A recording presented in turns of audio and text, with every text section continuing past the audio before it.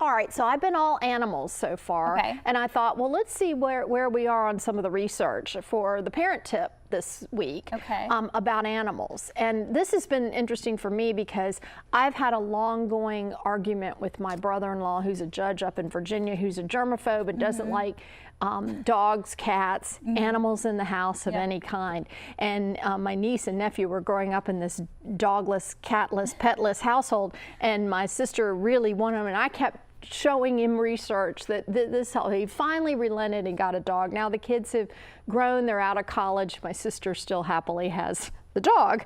But at any rate, there is so much research out there that I wanted to incorporate it in. And kind of say there are 4 areas where children's development actually really advances as a result of having pets, or at least being exposed to animals. Don't have to necessarily have them in the house if you can't do that. But studies show that being around pets, actually the first area is emotional development, which kind of makes sense. Kids are, you know, they're trying to figure out how we respond to them, how their emotions impact other people. And because dogs have kind of a different reaction, or cats, to how children act, children have to learn to modulate. And that actually helps them in all of trying to adjust to who they're dealing with. So it's actually kind of helpful on the emotional development side.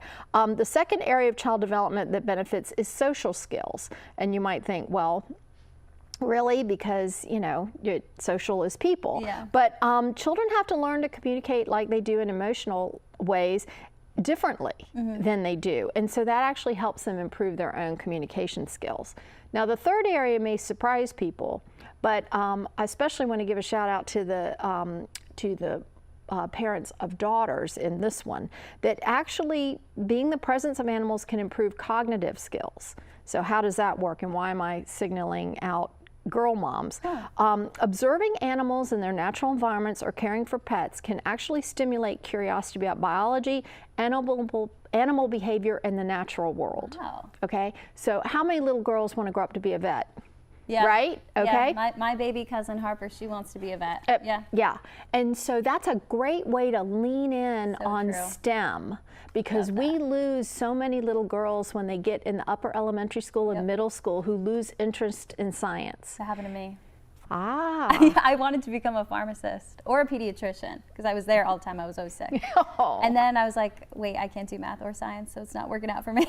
Well, see, I think that happens to a lot. And you could have done math and science.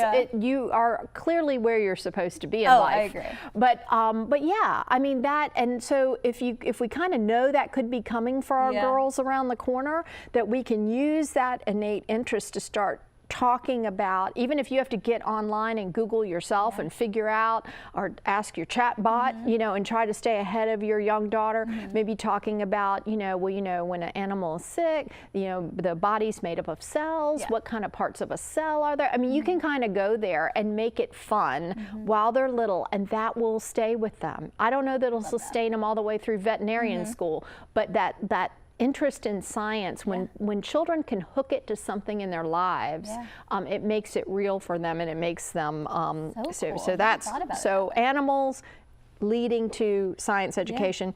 The fourth area is the one that fascinates me the most, and that's physical development. Because, you know, I like to geek out on the underlying biological sort of mechanisms of how the body works.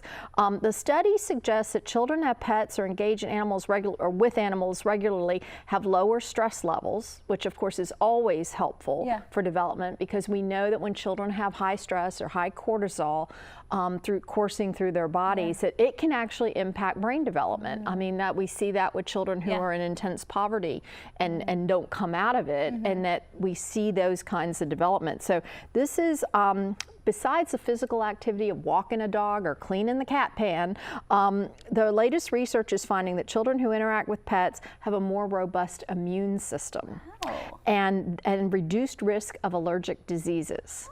So we think the phenomenon, well, they call it the hygiene hypothesis, and it proposes that early exposure to diverse microbial environments, including those associated with pets, helps train and modulate the human immune system. So we actually need the dirt off the animal to help so build our interesting. own immune system. So if your kids are begging you to get a pet, I mean, there are reasons that point that way. There that it's are actually a good thing. reasons, yeah, there could be reasons. So Yeah. you might want to do the research yourself and take a look at it. But yeah, besides the fact that, you know, pets are nice to have around, but they lower children's stress. Yeah. They might raise your stress because the kids are not always going to walk the dog. We know that. Or feed the cat like they're supposed to. But there are some underlying good reasons in the research for having them. Great.